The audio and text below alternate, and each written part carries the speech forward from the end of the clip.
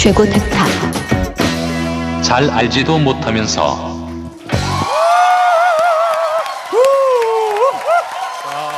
와우. 야. 예.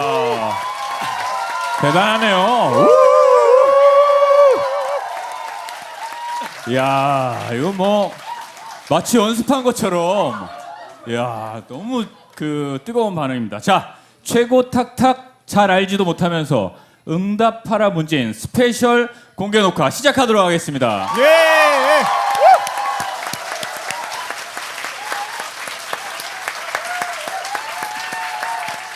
네, 일단 시작은 분위기가 무척 좋아요. 마치 여러 차례 연습을 한 것 같은 분위기예요. 네, 요것만 잘 살려가면 오늘 성공적인 팟캐스트가 되지 않을까 그러게요. 싶은데요. 이 방송으로 보시는 분들 혹은 그 트위터 중계나 이런 걸로 보시는 분들은 현장 분위기를 느낄 수가 없으니까 잘 모르실 텐데 지금 아주 뜨겁고 마치 앞에서 캐롤에 맞춰 춤이라도 춘 것 같은 네. 그런 분위기예요. 예, 최종 연습이죠 이게. 예? 최종 연습이죠. 시작했어요. 예? 와, 이거 괜찮았어. 이거 괜찮았어. 아니 너 의도하고 한 거예요? 야. 주인공이 안 오셨는데 벌써 시작이에요 우리. 우리가 먼저 10분 정도 아. 떠들고 그리고 문재인 의원님 모시기로 했잖아요. 이 바보탱아. 죄송합니다. 제가 방송 경험이 많지 않아서요. 근데 지금 진짜 컨셉 잘 네. 잡았는데. 뒤쪽에 유리창에 막 김이 서리고 있어요. 고재열 나갔다 와도 돼요. 자, 나가 있는데 최성진이 담배 피다가 이렇게 저한테 조용히 오더니 그러더라고요. 나 떨려 하고. 사실이거든요. 굉장히 죄송- 떨고 있습니다. 오늘 왜 그렇게 떨려요? 이렇게 많은 분들 오늘 한 몇 분 정도나 오신 거죠? 한 400여 분 정도 가까이. 400여 분? 예. 뒤 돌아보지 마세요. 예. 뒤에 이렇게, 자리가 없을 정도로 꽉 차 있습니다. 예. 400분, 800개의 눈동자를 마주보고 있는 경험이 제 생에 있었겠습니까? 처음이니까. 아마 결혼식 떨리죠. 때는 있지 않았나.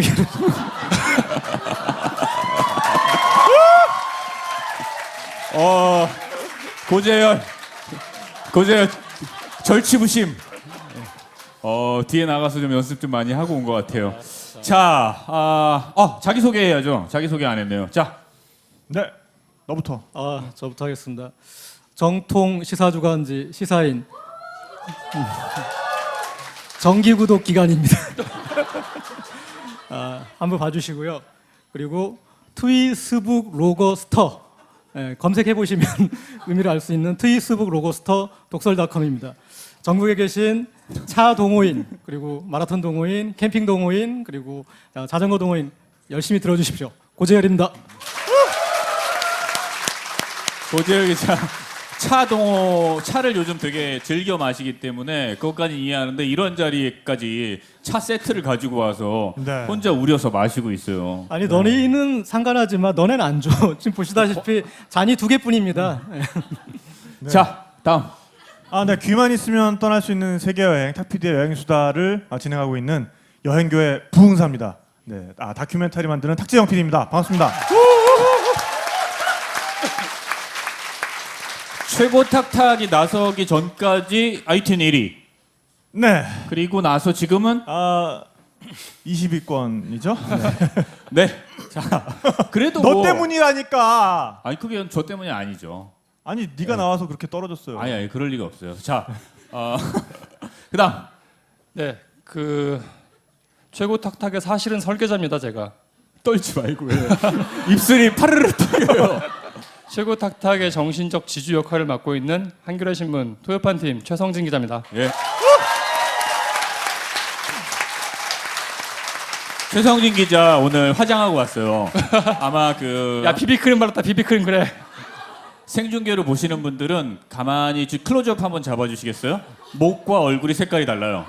예. 눈여겨 보시면 또 다른 잔재미를 느끼실 수 있을 겁니다. 아마 그 화장을 결혼식 이후로는 처음이지? 저 차가 마시고 나서 한 20분 있다가 효과가 나타나는 차인가 봐요. 그 차에 마약 들어가지 않았는지 해봐줘요. 자, 저는 공연이 없어서 1년 동안 놀고 있는 불세출의 연출가 월수 100만 원. 반갑습니다.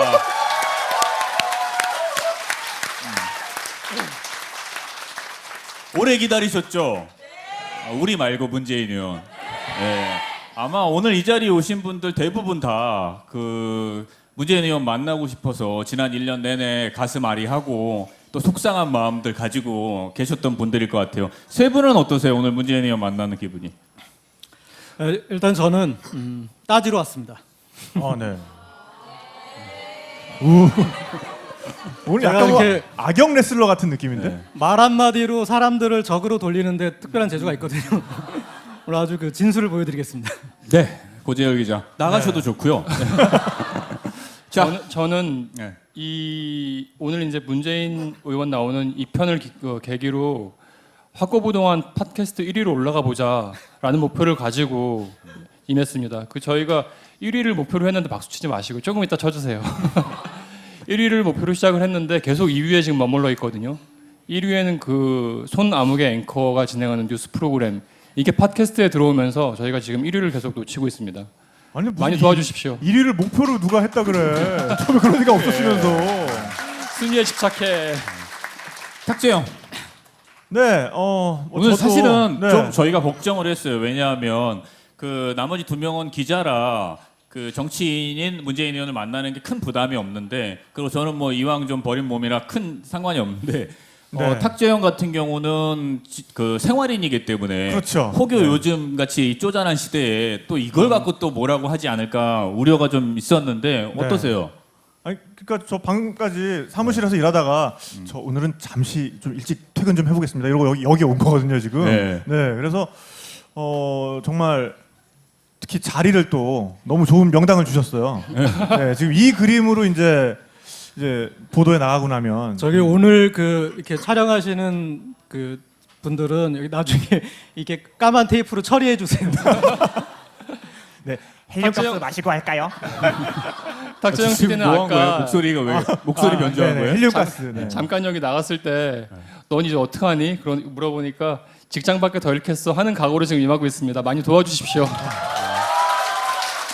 네, 근데 어쨌든 저는 뭐 제가 늘 얘기하지만 일반인이기 때문에 또 상식적인 수준에서 제기할 수 있는 의문들과 그런 질문들을 여쭤보는 그런 역할을 하도록 하겠습니다. 제가 네. 그 일도 끊어져 보고 힘들어져 봤는데요. 그냥 네. 살만해요. 그냥 또 어떻게 살게 돼요. 너무 걱정하지 마시고. 네. 만약 이번에 회사에 무슨 아니, 문제가 생기면 최고 탁탁하고 그래도 그 회사에서 먹고 네. 살아야지. 우리가 한 명은 먹여 살리겠는데 두 명은 안 힘들 것 같아. 자, 이런 것도 여러분 리액션을 주셔야 돼요. 그렇죠. 예. 그게 또 이걸 또 살려내는 재미니까. 자, 알겠습니다. 그러니까 어쨌든 간에 각자 좀 약간 좀 떨리죠. 저 약간이 아니라 아주 많이 떨려요. 지금 손 봐 이렇게 덜. 자, 그러면 도착하셨는지 제게 아직 사인이 안 와서 상황을 잘 모르겠는데 아직 도착하지 않으신 걸로 하고, 오늘 우리가 준비한 것들이 좀 있죠. 네. 큰 주제를 하나씩 좀 소개해 주실래요? 자기가 맡은 게 뭔지? 네, 일단 저는 문 의원님께 드리는 OX 질문이 있어요. 네, 준비되어 있고요. 그리고 셀프 종북 테스트라고 한동안 그 인터넷에서 굉장히 회자됐던 건데요. 왜냐하면 이 종북 논쟁이 논란이 너무 심하기 때문에 오늘 그 기자분들도 몇 분 와 계신 걸로 알고 있고 또 생중계 나가는데, 오늘 문재인이 종북이냐 아니냐 이 자리에서 네. 확실하게 여러분들께 알려드리도록 하겠습니다. 아니, 깔 건 까고 가자고. 네, 그리고 그동안 트위터를 통해서 문 의원님께 여쭙고 싶은 질문을 직접 모집을 했는데요. 네, 그 중에서 선정해서 오늘 직접 물어봐드리도록 하겠습니다. 네, 준비 많이 하셨어요. 네가 시키는 대로 한 거예요. 자, 또 내가 이렇게 계속 진행하지 않게 좀 알아서 나오세요. 나 지금 오는 거 확인해야 돼서 지금 되게 바빠요. 자, 그다음에 탁현민 감독은 오늘 이 토크 콘서트는 크게 3부로 진행이 될 겁니다. 이제 탁재영 PD가 맡고 있는 거는 이제 그 중간중간에 있는 브릿지 역할을 하는 코너들이고요. 총 이번 토크 콘서트는 총 3부로 진행이 되는데 1부에서는 탁현민 이 감독이 주로 대선 이전까지의 문재인에 대해서 아마 질문을 하게 될 겁니다. 그리고 저는 올 한 해 있었던 많은 현안들이 있었는데 그 현안들과 관련해서 문재인 의원에게 이런저런 이야기들을 좀 들어볼 예정이고요.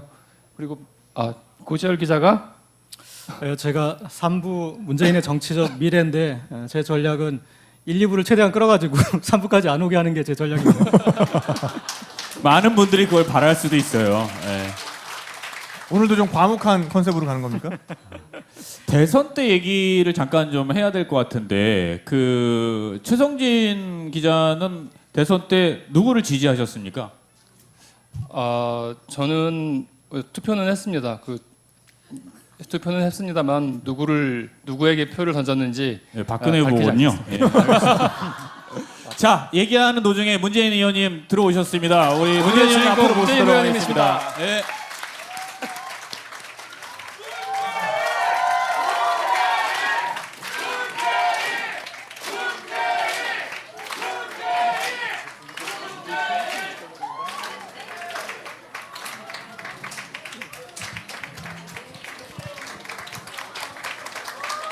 갑자기 유세 분위기가 연출이 되네요. 예.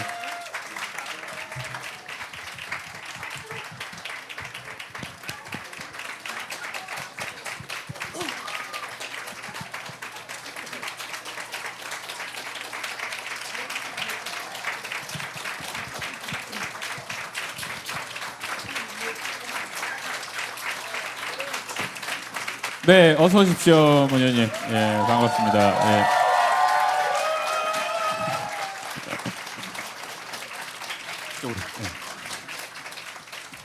네, 문재인 의원님 앞으로 나오셨습니다. 예, 꽃다발이 있고, 예, 예, 케이크 있네요. 예, 예, 케이크를 어떻게 하라고요 지금? 설마 얼굴에? 예. 예, 특별하게 또 선물을 해주셨습니다. 네, 알겠습니다. 예. 자, 저희가 케이크는 잠깐 뺐다가 이따가 우리가 끝날 때쯤 해서 얼굴에 하는 걸로 예, 하도록 하겠습니다. 자, 앉으시죠. 일단 인사 먼저 하실래요? 예. 네, 뭐하니 성진아, 빨리빨리 해라. 예, 반갑습니다.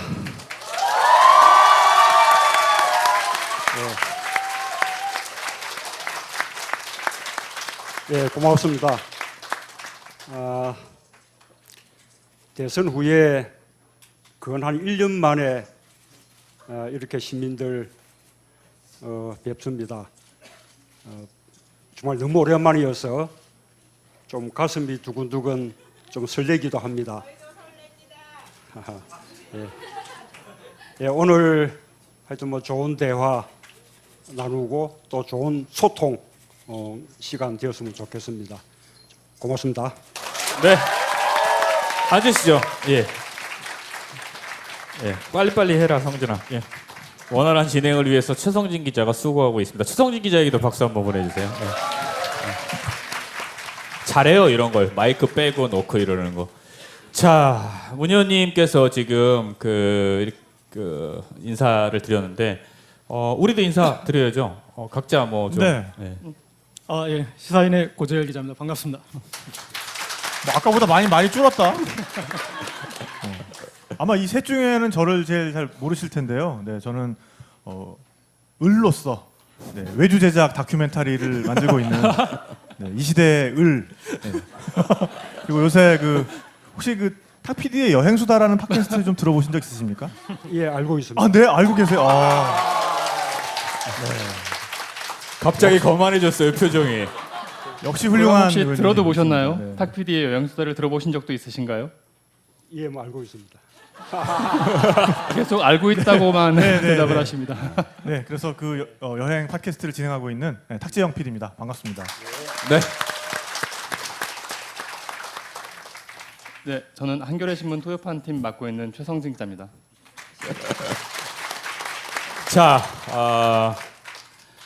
첫 번째 저희가 여러 코너를 좀 많이 준비했습니다, 의원님. 그래서 오늘 첫 시작은 간단하게 몸풀기로 OX 퀴즈. 앞에 있는 팻말을 보시면 동그라미와 X로 나눠져 있습니다. 이 질문은 단답형 질문이고요. 의원님께서 O냐 X냐 그것만 표시해 주시면 됩니다. 네, 그거에 앞서서 긴장 좀 푸시라고 네. 고재열 기자가 직접 차를 우렸습니다. 잠깐 네. 뭘 넣었을지도 몰라요. 네, 그러면 먼저 탁재영 PD가 먼저 그럴까요? 조금 그럼 먹어보고 제가 네. 김희상국 역할을 하도록 하겠습니다. 네. 겁나 맛있습니다. 네. 네. 고재열이 저렇게 해서 점수를 따는구나. 좋아, 알았어. 자, 오프닝 OX 질문입니다. 이게 단답형이기 때문에 리액션이 많이 필요해요. 아까 우리가 잠깐 연습했죠. 기쁠 때는 그렇죠. 이거 연습 슬플 때는 그렇죠. 아니 한 일당 7만 원짜리들 같으셔. 자, 누가 먼저 하실래요? 네, 제가 먼저 뭐 여쭤보도록 하겠습니다. 예. 네. 지금 거의 1년 만에 이제 시민들과 함께 지금 이 자리에 서 계신데요. 떨리십니까? 네. 아주 가벼운 질문이었어요. 예, 조금 겁납니다. 뭐 너 뭐 했냐 그동안 이렇게 물어도 겁나잖아요. 그게 첫 번째 질문이었는데. 네. 자, 다음. 제가 하나 여쭤보겠습니다. 그 문재인 의원님 잘생겼다는 그 유권자들 지지자들도 많은데 혹시 거울을 보시면서 나는 잘생겼네 하는 생각을 해본 적이 있으십니까? 최근 1년 사이에?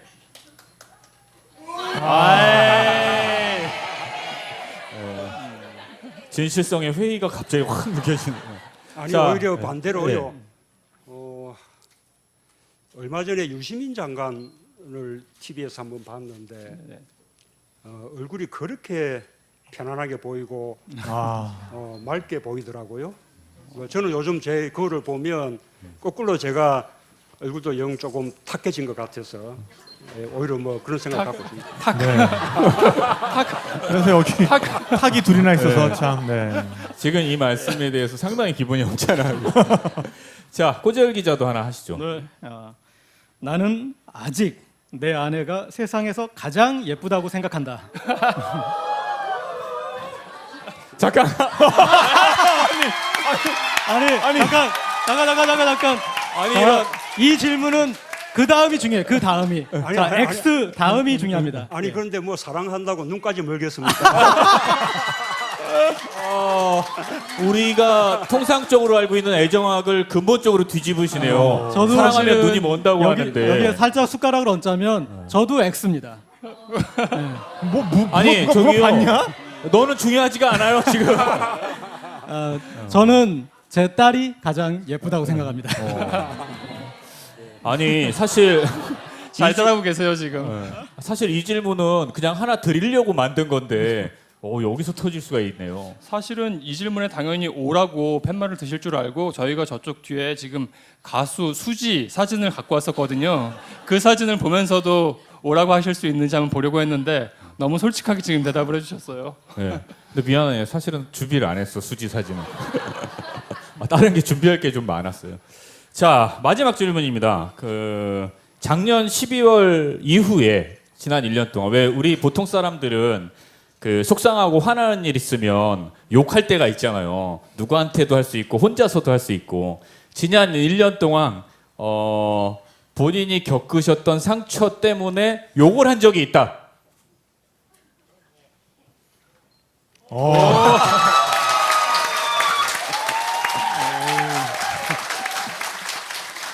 아니 욕에는 이렇게 긍정적인 효과가 있어요. 자기를 추스르는. 욕 전문가 탁재영 씨, 네. 욕에 대해서 잠깐만 짧게 코멘트 해주시죠. 네, 일단 뭐 늘 제가 말씀드립니다만은 욕은 보캐블러리가 아니라 이제 기세이자 감정이죠. 네, 그리고 감정을 담아내는 하나의 그릇이기도 합니다. 네, 여기서 하지는 맙시다. 욕은 가장 중요한 게 대상입니다. 대상. 네. 누구한테 욕을 했느냐. 혹시 대상까지 밝히실 수 있으신가요? 자, 그만하고요. 근데 분위기 상당히 화기애애하네요. 욕을 했다니까 이렇게 좋아할 줄은 몰랐어요. 욕을 근데 많은 분들이 직접 어떤 욕인지 한번 들어보고 싶을 것 같은데. 아이 됐어요. 객관식으로 탁 PD가 한번 4가지 정도 한번. 안 돼요. 이게 내일 아침에 문재인 인터넷 팟캐스트 방송 나와 욕설. 되게 조심해야 돼요. 네, 지금까지 팩트만으로도 뭐 신문에서 쓰자면 뭐 지난 1년을 욕설로 보내 뭐 이렇게 쓸 수도 있을 것 같아요. 네.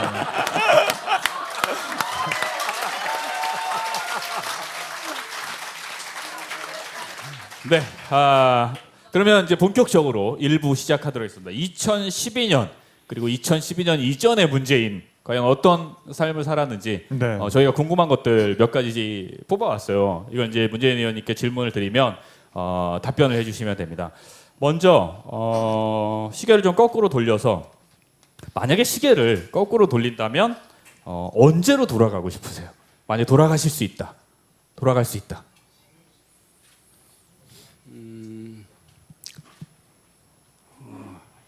그 참여정부 출범할 때 민정수석으로 들어갔었는데요. 그 이전으로 돌아가고 싶습니다. 그럼 민정수석 하시면서 좀 후회되는 일이 많이 있으셨나 보죠?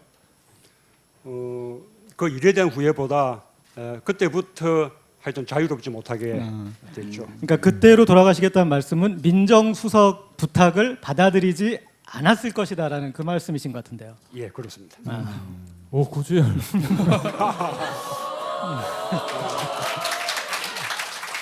자 고주열 1점. 그러면 뭐 빨리빨리 진행을 하죠. 뒤에 사실은 저희가 정말 묻고 싶은 것들이 좀 많아서 일부는 좀 빨리 진행을 하도록 하겠습니다. 어쨌든 대선 얘기 빠뜨릴 수가 없는데 어느새 1년이 됐어요, 의원님 그렇죠? 예. 지난 대선을 통틀어 물론 정말 고맙고 여기 있는 한 분 한 분 다 고마운 분들이지만 대선을 치르며 가장 고마웠던 사람 한 사람만 꼽는다면 다 고맙긴 하지만 그 중에서도 예, 정말 국민들로부터 정말 과분한 사랑을 받았죠. 모든 국민들께 감사드려야 되고요. 특히 정말 자원봉사하면서 저와 선거를 함께 해주신 분들, 아무런 의무 없이 자신이 하던 일들, 직장, 학업, 심지어 뭐 외국에서 하고 있던 유학생활까지도 중단하고 와서 도와주셨던 분들 정말 이제 감사드려야죠. 딱 한 분만 그렇게 말씀드린다면 저기 말씀 중에 저는 괜찮습니다. 아니. 진짜 제 마음이 알았으니까 그럼 탁현민 감독 빼고 말씀해 주시는 걸로 하죠. 탁현민 감독에 대해서 역시 중요한 게 있어요. 예. 제 지지를 가장 크게 이렇게 뭐 확장시켜 준 분, 뭐 역시 뭐 안철수 당시 후보였다고 하는데요. 자, 여기서 제가 추가 질문을 하나 드리겠습니다. 네. 특정인을 염두한 질문은 아닌데요. 지난 대선에서 제일 나대면서 방해가 되었던 인물을 이거는 탁현민 그때는 감독을 도움인 줄 포함해서 말씀해 알았는데 주셔도 알고 됩니다. 보니 방해가 됐던 인물. 고재열 나가 있어도 돼요. 대답하기 곤란하실 것 같아서 바로 다음 질문으로. 그러면 자 잠깐 질문을 바로 OX로 전환하겠습니다. 네. 그래서 탁현민이 방해가 됐다 안 됐다 OX로. 네, O입니까 X입니까? 방해가 됐다 안 됐다? 네, 됐다 안 됐다. 방해는 안 됐다. 네. 자 이 이제 말뜻은 좋겠다, 도움도 안 탁현민아. 됐지만 방해도 안 됐다. 방해는 안 됐다고 하셨어. 죄송합니다, 의원님 잠깐만 귀 좀 막아주시면. 사실은 우리 이제 탁현민 교수는 제가 그 운명이라는 책을 이제 썼는데 그게 기대 밖으로 조금 반응이 좋았고 많이 팔렸거든요. 네. 그때 독자들에게 이제 감사를 드려야 되니까 그 감사 드리는 방법으로 북 콘서트를 하자 그렇게 이제 제안을 해주셨는데 정말 새로운 그 개념의 콘서트였죠. 그 북 콘서트를 서울에서 하고 부산에서 하고 그다음에 또 뭐 부산 술만 하냐 광주도 가야지 또 뭐 지방도 가야지 뭐 이렇게 하다 보니 이제 전국 순회 뭐 하다시피 하게 됐고 그게 어떻게 생각해 보면 지난번 대선의 출발이기도 했었거든요. 저를 이제 대선판으로 이끌어내는데 결정적인 기여를 했죠. 그 아까 제가 저기 추가 질문을 깜빡했는데 지난 대선에서 가장 도움이 된 사람으로 안철수 의원을 꼽았습니다. 그런데 최근에 한 이렇게 이제 인터뷰 내용이라는 걸 보면은 그 후보 단일화 과정에서 조금만 더 버텼으면 안철수 후보에게 내가 양보를 할 수도 있었는데, 이게 이제 연애해 보신 분들 아시겠지만 그 이 상대방 여성이 이렇게 나중에 하는 말 중에 제일 얄미운 말이 그거예요. 한 번만 더 이렇게 찔러보지, 그러면 내가 넘어갈 수 있었는데. 그래서 당시에는 보면은 우리가 밀당왕을 안철수 의원으로 꼽았었거든요. 그런데 진정한 이제 그 이 승자였는데, 지금 와가지고 또 그 얘기까지 해서 이렇게 안철수 의원은 오히려 또 가슴이 좀 아플 수도 있을 것 같은데. 근데 우선은 제가 이제 후보를 양보했을 거라는 것이 아니고요. 네. 좀 잘못 알려진 부분이 있나 보네요. 예, 뭐 그런 뜻은 전혀 아니고, 우리가 이제 후보 단일화 하는 과정에서 뭐 결국 단일화가 이루어졌고, 그다음에 또 안철수 후보가 또 단일화 이후에 저를 또 열심히 또 이렇게 도와주셨기 때문에 정말 제 지지가 아주 크게 확장이 되고, 박근혜 후보하고 사이에 박빙의 승부를 이렇게 할 수 있게 됐죠. 그래서 저는 뭐 정말 도움을 많이 받았는데, 예. 그래도 이제 아쉬움이 있다면 그 단일화가 그렇게 양보에 의해서가 아니라 경쟁을 통해서 단일화가 이루어지고, 그 다음에 패자 측에서 승복하고, 예. 이제 그런 모습의 단일화가 되는 것이 가장 단일화의 효과가 크지 않았겠습니까? 그렇게 되지 못한 것이 아쉬웠죠. 그때 여론조사 그 하는 설문 문항 때문에 서로 의견이 달랐던 것이거든요. 그래서 저는 마지막까지 타결이 되지 않으면 제가 이거 안철수 후보 측의 문항을 제가 이제 받아들여서 맞으면 이제 여론조사 방법을 제가 양보 좀 위험 부담을 안고서라도 양보를 하려고 그렇게 했었는데 그 기회를 좀 놓쳤죠. 네, 그게 뭐 네. 아쉬웠습니다. 고지혈이 불안불안하네요. 아까 자, 최성희 기자 뭐 예. 궁금한 거 있다고. 박빙의 승부를 펼쳤다고 하셨는데요. 그 선거를 치르면서 실제로 여론조사 수치가 문재인 후보 그리고 박근혜 후보 이렇게 역전이 됐던 그 때도 있었던 것으로 알고 있습니다. 혹시 문 의원께서는 대선을 치르는 과정에서 이건 진짜 내가 이겼다, 이길 수 있다라고 생각하신 때가 있으신가요? 대선 한 며칠 앞두고 12월 한 15일, 14일 뭐 한 그 무렵에 드디어 지지율이 역전되는 뭐 이른바 골든 크로스가 됐다는 이야기를 이제 들었는데요. 그래서 저는 그래도 끝날 때까지 제가 이기겠다 이렇게 뭐 낙관한 적은 한 번도 없었습니다. 다만 이제 마지막으로 가면 갈수록 제가 유세장에서 느끼는 분위기들이 갈수록 좋아지고, 또 아까 골든 크로스라는 이야기도 듣고 했기 때문에 점점 맞으면 해볼만하게 됐다. 우리가 투표율만 좀 높다면 좀 기대할 수도 있겠다. 이렇게 이제 생각은 했죠. 끝까지 그 낙관한 적은 한 번도 없었고요. 그러면 12월 19일 딱 오후 6시 이제 투표가 종료되고 이제 개표 방송에 나왔었죠. 이제 투표 예측 결과가 이제 나왔었는데 그때 심정은 어떠셨어요? 처음에 개표 그 투표 이제 종료되고 종료되자마자 각 방송사에서 그 예측 결과를 내보내지 않았었습니까? 네, 그때도 우리 지상파 이게 3사는 제가 좀 지는 결과로 나왔고, 그다음에 YTN의 경우는 제가 조금 더 큰 차이로 이기는 쪽으로 이렇게 서로 이제 엇갈렸기 때문에 그때만 해도 조금 더 개표를 지켜봐야 된다는 쪽이었죠.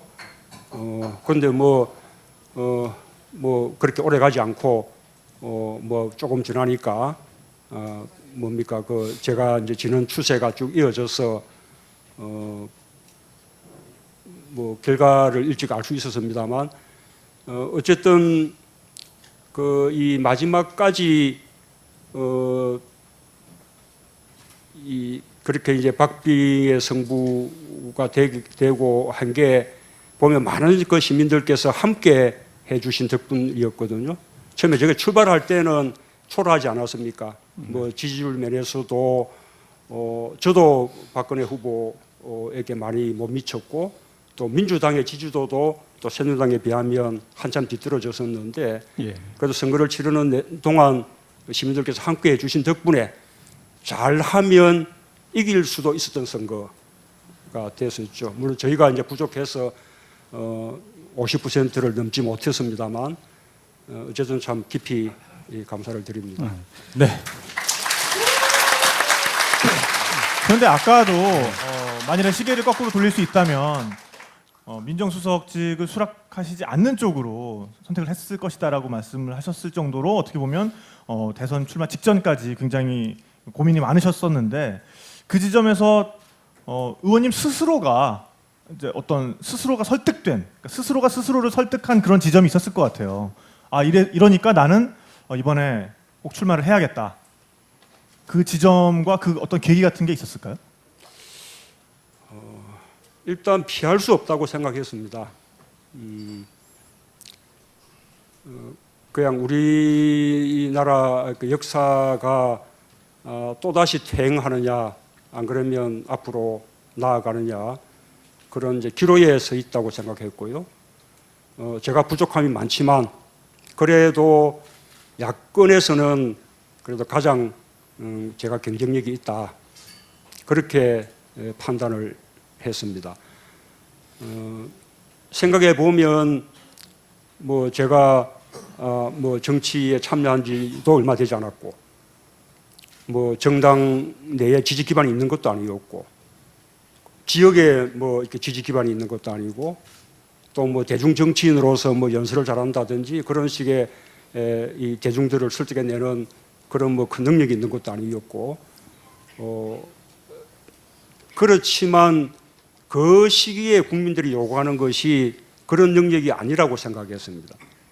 오히려 기존의 정치인들에게 요구하던 그런 능력하고 다른 어떤 새로운 세상에 대한 비전 또 새로운 정치 이런 쪽을 그 당시 국민들이 열망하고 있었고 그 점에서는 제가 오히려 가장 부합한다. 뭐 저는 그렇게 생각을 했고 그래서 제가 한사코 피해왔던 길이었지만 제가 더 이상 피할 수 없게 됐다라고 이제 판단을 하게 되었습니다. 네. 아까 말씀하셨던 날이 저도 생각이 나요. 12월 15일. 그날이 또 아마 제 기억에는 광화문에서 우리가 모여서 제 목이 뒤집어지던 날이었는데 탁재영 PD도 그날 생각나죠. 그날 오셨었죠. 아, 네, 저는 그날 연단 밑에서 지켜보고 있었는데 탁현민 감독의 목소리가 정말 짜증났던 기억이 나요. 이곳에 지금 하지 마. 안철수께서 아니 솔직히 의원님도 그때 좀 짜증나시지 않으셨어요? 아니 그러니까 저 친구 참 진행은 잘하는데 목소리는 진짜 좀 짜증난다 이런 생각 안 하셨어요? 너무 오버한다 뭐 그런 생각 안 하셨어요? 너무 오버한다 그런 생각 안 하셨어요? 야, 그거 지금 질문이라고 던지는 거야? 자, 최성진 고전 발언 기회를 한 번씩 없애도록 하고요. 자, 이렇게 해서 2012년 시간이 벌써 여러분 35분이 지나고 있어요. 그래서 좀 더 빨리 진행을 하도록 하겠습니다. 일단 제가 맡았던 2012년 이야기는 이쯤에서 정리하기로 하고 브릿지 순서가 있죠. 네, 그래서 네. 1부와 2부 사이에 저희가 잠깐 요즘 정말 넷상에서 화제죠. 네, 셀프 종북 테스트를 우리 의원님께서도 한번 받아보시는 게 어떨까 이 기회에. 혹시 들어보신 적 있으신가요? 셀프 정복 테스트? 못 들었습니다. 요새 이게 요새 그 건강 검진보다 더 중요한 테스트입니다. 네. 지금 표가 준비가 돼 있는데요. 근데 뭐 저는 이미 뭐 종북 내지는 뭐 종북의 숙주 자, 오늘 이 테스트로 문재인 의원이 정말 종북이냐 아니냐가 결정이 됩니다. 들고 하시는 게 좋을 거예요. 들고 하세요. 예. 고재열이 안 보이게 들으세요. 네가 네. 안 보이게. 예. 아니, 네 얼굴을 가리세요. 예. 네, 지금 어떻게 보면 진짜 이 종북이 대한민국 국민이냐 아니냐, 당신의 조국은 어디냐 이걸 판가름하는 정말 유일무이한 그런 기준이 되고 있는데 우리 의원님께서 어떤 가치관을 가지고 계신지 한번 여쭤보도록 하겠습니다. 자, 시작을 하면요. 먼저 1단계. 1단계 통합 진보당 당원이십니까? 아닙니다. 네, 아니시죠? 통과했어요. 예. 통과하셨습니다. 이 1단계 통과하기 어렵다던데. 네. 자, 그렇다면 두 번째가 대한민국은 민주공화국입니까?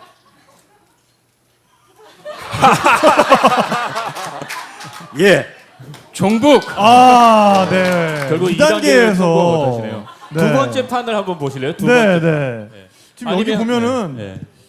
이게 종북에 걸리지 않고 넘어가기 굉장히 힘든 부분들이 많습니다. 네. 자, 두 번째 언론, 판으로 다시 출판, 한번 집회, 해보시죠. 결사의 자유는 국민의 헌법적 권리입니까? 예. 어이, 종북이신데? 지금 제가 보니까 네. 저 세 번째 질문도 재밌어요. 네. 노란색을 보면 가슴이 뛰십니까? 예, 가슴 뜁니다. 잠깐만요. 여러분들 네. 근데 문재인 의원 종북이라는데 왜 박수를 치세요? 모두 다 정보예요. 아, 예, 여러분들 알겠습니다. 정보여서? 예. 네. 하여간 그래서 뭐 전쟁이 나더라도 이제 우리의 한미 연합 전력이 북한의 장사정포를 다 무력화할 때까지 사흘만 참으면 된다. 됩니까? 아니요. 아. 네, 이렇게 자꾸 기회를 드려도 자꾸 종북의 길로 점점 이렇게 가고 계신데. 네. 한 가지만 더 여쭤볼게요. 네. 예. 밀양의 송전탑 공사는 재검토되어야 합니까? 예, 지금도 돼야죠. 아. 네. 네. 아. 정말 이렇게 해서 네, 지금 우리 문 의원님께서 가지고 계신 사상적 편향성은 예. 정말 이 시대의 어떤 종북의 숙주에 걸맞는 굉장히 좀 그런 쪽이 아닌가라는 위태로움이 느껴집니다만 네. 왠지 모르게 그래서 더 호감이 가는 건 웬일인지 잘 모르겠습니다. 탁재영 점점- PD는 몇 단계에서 걸려요? 저도 뭐 이거 한 2단계에서 못 넘어가던데요. 네. 저기 최성희 기자는 저는 하나 빼고 다 걸렸었어요. 어떤 게 걸렸어요? 통합진보당 당원이 아니죠. 그거 하나 빼고 나머지는 다 걸렸어요?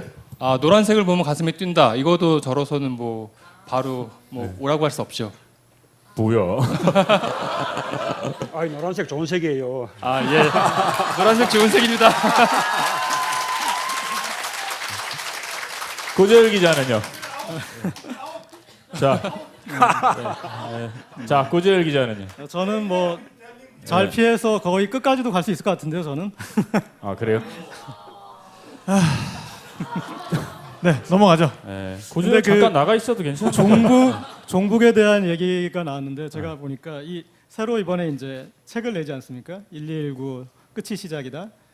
그런데 그 책을 보면서 그 책 제목을 제가 다시 짓는다면 문재인의 분노 편인 것 같아요. 그러니까 책이 나오면 여러분들도 보시면 이렇게 느끼시겠지만 그동안 우리가 봤던 문재인하고 정말 다른 선굵은 모습이 보이는데 그 에너지가 어디서 나오냐면 제가 보기에는 분노예요, 분노.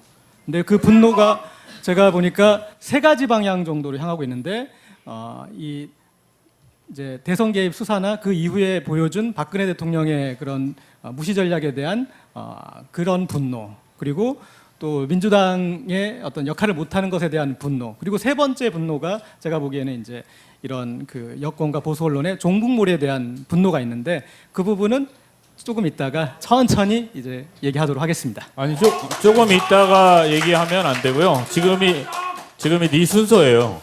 그러니까 네가 그냥 얘기하시면 돼요. 예. 자, 지금 이렇게 해서 우리가 이제 브릿지 셀프 종북 테스트까지 마쳤는데 진행에 조금 더 협조를 해주시면 저희가 좀 원만하게 진행을 하도록 하겠습니다. 좀 부탁드리겠습니다. 예. 자, 고재열 기자 2부 2013년의 문재인. 이부 좋아요. 아 그래요? 존재감이 없어서 깜빡 잊어버렸어요. 자, 2부 최성진 기자가 그러면 2013년 문재인이란 주제로 몇 가지 질문을 좀 해보도록 하겠습니다. 의원님께서는 비비크림 발라보신 적 있으십니까? 이렇게 그 대담 프로나 이런 데 나가시면 TV 토론이나 그럴 때 나가시면 비비크림도 바르고 그러십니까? 예, 방송사 네. 토론 나갈 때는 네, 방송사에서 해주는 걸 받아본 적이 네, 있습니다. 오늘 예. 저희 중 유일하게 최성진 기자가 최성진 기자가 오늘 그 비비크림까지 문 의원님 바르고 만난다고 화장을 하고 왔어요. 아이고. 곱게. 예. 화장 이게 근데 비비크림 바른 것도 화장에 속하는 겁니까? 죄송합니다. 다음 안 바르겠습니다. 예, 여쭤볼게요. 그 대선 이후 이제 꼭 1년 만에 공개적인 자리에 나오시게 된 건데 쉬는 기간에 뭐라고 하셨는지, 주로 어떤 걸 하셨는지 궁금해하시는 분들이 많은 것 같아요. 전혀 안 궁금한 것 같은데요. 예, 정말 그 이제 신 것은 아니고요. 뭐 국회의원 뭐 역할 열심히 했고 또 지역구의 행사도 많이 다녔고 그동안 또 이런저런 현장들도 많이 방문하기도 했고요. 그래서 뭐 전혀 쉰 기간은 아니었습니다. 또 불려 다니기도 하고 그랬지 않습니까? 나름 바쁘게 지냈습니다. 예. 그래도 대선 이후에 이렇게 한번 여쭤볼게요. 이번 한 주 가장 화제가 됐던 표현이 하나 있었는데요. 유행어였죠. 개인적 일탈이라는 말이 굉장히 많이 사람들 그 입방에 오르내렸는데 지난 1년 동안 개인적 일탈의 경험 가운데 가장 센 거 있으면 하나만 소개를 해주시죠. 그동안 제가 조금 그러니까 안 했던 것, 좀 자제했던 것은 제가 정치를 하지 않았던 것은 아니고 다만 언론과 이렇게 접촉하는 것 가급적 피했고요. 그리고 또 이제 촛불 집회에 참석한다든지 그런 식으로 어떤 정치 현안에 대해서 박근혜 정부하고 이렇게 첨예하게 이렇게 나선다든지 비판한다든지 하는 것은 제가 최대한 하지 않았습니다. 적어도 한 1년 정도는 이렇게 새 정부의 어떤 성공을 조금 빌면서 협조를 하고 싶었고요. 그다음 저 나름대로 이제 협조할 수 있는 방법이 비판하지 않고 이렇게 하는 것이 그때 함께 경쟁했던 그 후보로서의 도리라고 생각을 했는데 이제는 대선 1년 정도 됐기 때문에 또 그리고 또 지난 대선을 돌아보는 그런 책도 또 내게 됐기 때문에 이제는 이제 기자들을 만나게 된 거죠.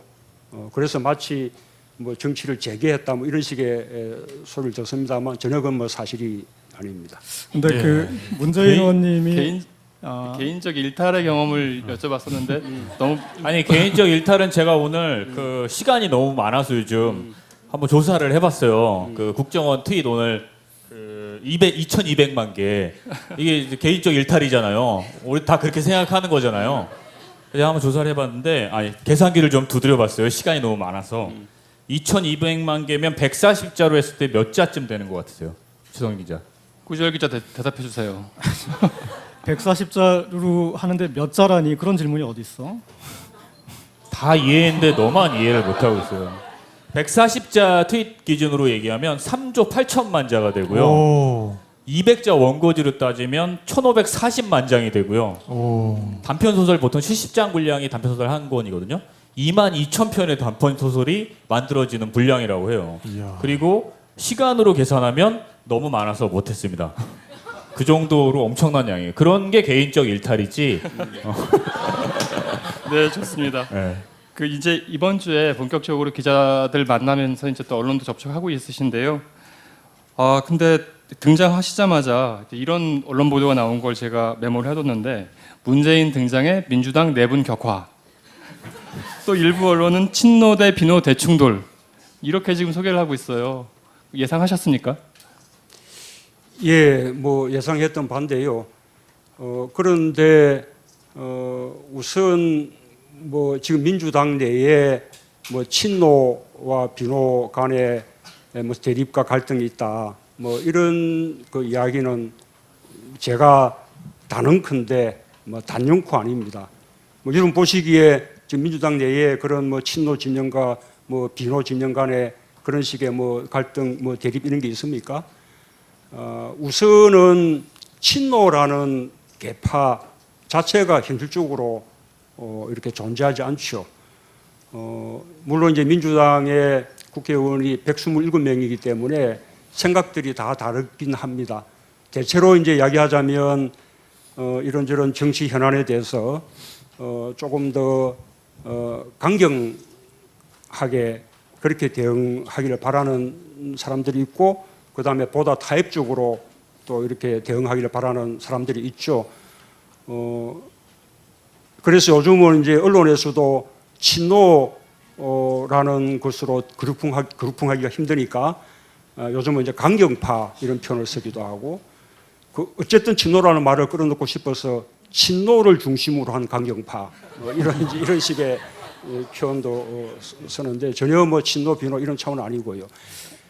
제가 뭐 이렇게 활동하는 것에 대해서 뭐 비판하는 그런 뭐 의원이 있을 수 있는데, 그것도 그냥 그분이 개인적으로 또 저 개인에 대해서 그렇게 뭐 비판하는 것이지 무슨 친노 비노의 의견을 모아서 비노를 대표해서 또 친노 진영을 향해서 뭐 이런 것은 전혀 아니죠. 그래서 언론에서는 끊임없이 친노 비노 그런 식의 그 프레임을 거는데, 그것은 뭐 거의 우리가 종북몰이하고 비슷합니다.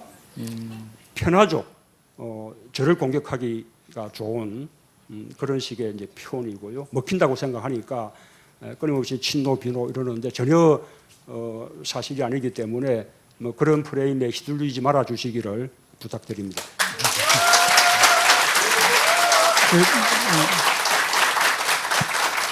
제가 정치부를 떠나온 지 오래돼서 잘 몰라서 그렇습니다만, 아까 그 문 의원님 등장과 함께 비판을 했다고 하는 그분, 지금 단수로 말씀을 해주셨는데 누구시죠?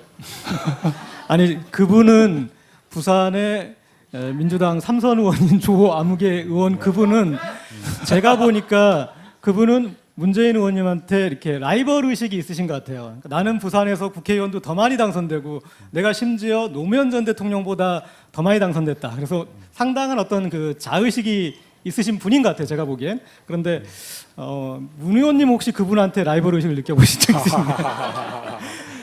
예, 근데 뭐 어쨌든 그런 이유 말고도 얼마든지 의견이 다를 수 있죠. 그 의견의 차이가 노출될 수도 있는 것인데, 그것은 뭐 어떤 민주적인 정당에서 아주 자연스러운 현상이고요. 근데 그것을 마치 뭐 친노라는 진영이 있고 비노라는 진영이 있어서 진영과 진영 간의 갈등, 뭐 분열, 뭐 이렇게 다루어서는 안 된다는 거죠. 그 시점에서 가장 그 친노 일반인인 탁재영. 네. 탁재영 그 PD는 친노와 비노의 이 갈등 설에 대해서 어떻게 생각하세요? 미안하다. 저한테 물어보세요. 아니 근데 바로... 진짜 그 코끼리는 생각하지 마.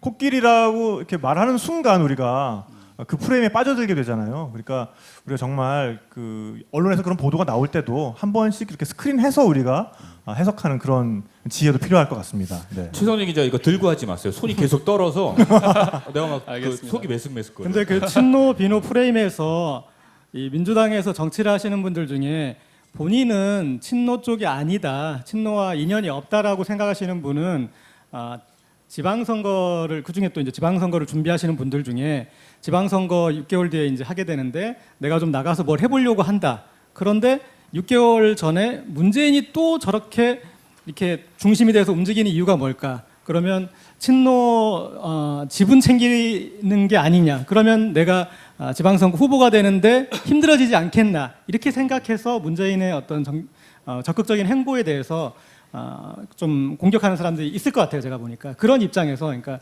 내가 친노가 아닌 내가 후보가 되고 싶은데 문재인의 정치적 입지가 커지면, 그러니까 너 같은 애들 때문에 자꾸 친노 비노 프레임 그래, 확산이 너가 되는 자꾸 거야. 이렇게 친노니 비노니 자꾸 자꾸 그 나눠 프레임을- 생각하는 거야. 그러니까 그럼에도 불구하고 이런 오해가 있을 수 있으니 여기에 대해서 어떤 입장인지 궁금합니다. 그러니까 민주당 사람들은 전부 친 김대중, 친 노무현, 그렇죠. 김대중 대통령의 정신, 또 노무현 대통령의 정신, 그것이 우리 그 민주당의 하나의 가치거든요. 그렇지만 또 현실 정치 속에서는 각각 자기 정치를 하는 거죠. 같은 그 노무현 대통령의 정신과 가치를 존중하는 분들 사이에서도 현실 정치 속에서는 정치 현안을 놓고 다른 입장일 수 있고 또 뭐 당권을 놓고 다툴 수도 있고 저도 지난번 대선 때 당내 경선 때 그 정세균 후보님 또 김두관 후보님 같이 경쟁했는데 그분들 다 참여정부 때 노무현 대통령과 함께 장관하셨던 분들이지 않습니까? 각자 다 자기 정치를 하는 거예요. 예. 그런데 지금도 이렇게 친노 비노 자꾸 이렇게 하는 것은 이 새누리당 측이나 또는 그쪽을 지지하는 언론 쪽에서 민주당을 갈라치게 하고 분열시키려는 그런 프레임이죠. 이제 안타까운 것은 우리 쪽에서도 그 예를 들면 당권 경쟁을 한다든지 뭐 이런저런 도움이 될 때 이제 그런 프레임들을 우리 내부에서도 활용하는 사람들이 있는 것이 좀 안타깝죠. 언론에서 좀 그런 표현을 쓸 때 좀 더 신중하고 사력 있게 썼으면 좋겠다 이런 의견도 있으신 거죠? 예, 정말 뭐 그런 마음이 간절합니다. 최성진 기자 기사 쓸 때 친노 비노라고 쓴 적 있어요, 없어요? 바로 다음 질문 드리겠습니다. 좀 사력 있게 하라고, 사력 있게. 당내에서 근데 문재인 의원님 이번에 나온 책을 보면은 이런 구절이 있었거든요. 당내에서 친노 패권주의라는 말이 나오는 것도 깊이 반성해야 한다. 이런 대목을 쓰셨는데 그 말에 그러면 진의는 어떤 것이며 반성을 해야 한다면 어떤 식으로 반성을 해야 한다고 생각을 하시는지요? 일종의 아까 친노라는 개파는 없지만 이렇게 노무현 대통령의 어떤 정신이나 가치들을 조금 이렇게 따르는 그런 정치인들이 있죠. 뭐 그런 분들을 뭐 친노 정치인이라고 만약에 우리가 이제 부른다면 그분들은 좀 상대적으로 개혁적인 편이고요. 그다음에 또 일반 국민들로부터 지지들을 받고 있어서 그동안 대체로 민주당을 이끌어 온 입장에 있었습니다. 그런데 이렇게 이제 민주당을 좀 제대로 혁신하지 못하고 국민들로부터 지지받는 정당으로 만들어내지도 못하고 그런 것에 책임이 있는 거죠. 그리고 이렇게 많은 가치들을 가지고 있지 않습니까?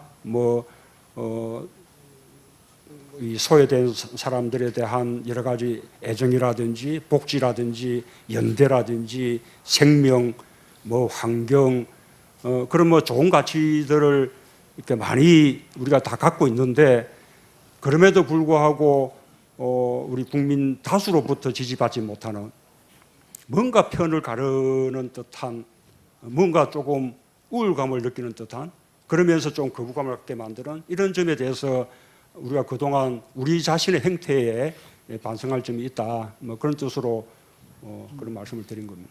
네. 자, 저 고재열 기자, 문 의원님 차 좀 더 내려드리세요. 의원님도 물 한 잔만 좀 하시고 말씀을 너무 길게 하셔서 물 한 잔 하시고. 제가 이제 아까 이번에 나오는 책의 코드가 문재인의 분노라고 얘기를 했었는데 또 하나의 코드를 하나 더 말씀드리자면 문재인의 반전이에요. 반전. 무슨 얘기냐면 제가 지켜보기에 지난 대선이 끝나고 48%의 국민들이 순간적으로 이제 멘붕이 됐는데 그 멘붕에서 가장 먼저 훌훌 털고 일어선 사람이 한 명 있었는데 우리가 보기에는 문재인은 뭔가 속이 시원해 보인다. 문재인은 그냥 어려웠던 자기 짐을 이제 덜어내고 홀가분해 보인다라는 그런 생각을 했어요. 근데 이 책을 보면 어떤 생각이 드냐면 그런데 2017년에 누구보다도 먼저 방점을 찍고 먼저 가 있는 사람이 또 문재인이라는, 그러니까 권력으로부터 가장 권력 의지가 없는 사람처럼 보였던 문재인이 2017년이라는 그 목표를 누구보다도 먼저 거기에 설정하는 거에서 그 반전에 되게 놀랐던 것 같아요. 그래서 이 지나오신 1년 동안에 그런 변화를 만들어낸 게 그 원동력이 뭔지가 궁금합니다. 그거 내 질문인데. 원동력 아니 설명을 다 했어 자기가. 저는 사실은 그 책에서 제가 정말 말하고 싶었던 것은 위로고 그 희망이었습니다. 대선 패배의 아픔, 또 대선 후 또 박근혜 정부 1년간에 대한 어떤 실망, 여기서 털고 일어서서 우리가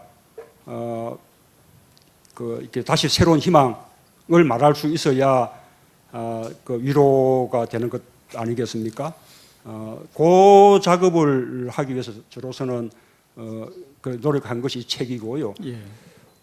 그래서 이제 우리가 그 희망을 말하기 위해서 2017년, 그러니까 우리가 작년 대선 때 이루고자 했던 어떤 새로운 시대, 새로운 세상에 대한 우리의 꿈들이 그냥 다 쓰러진 것은 아니고 그것이 2017년으로 미루어졌을 뿐이다.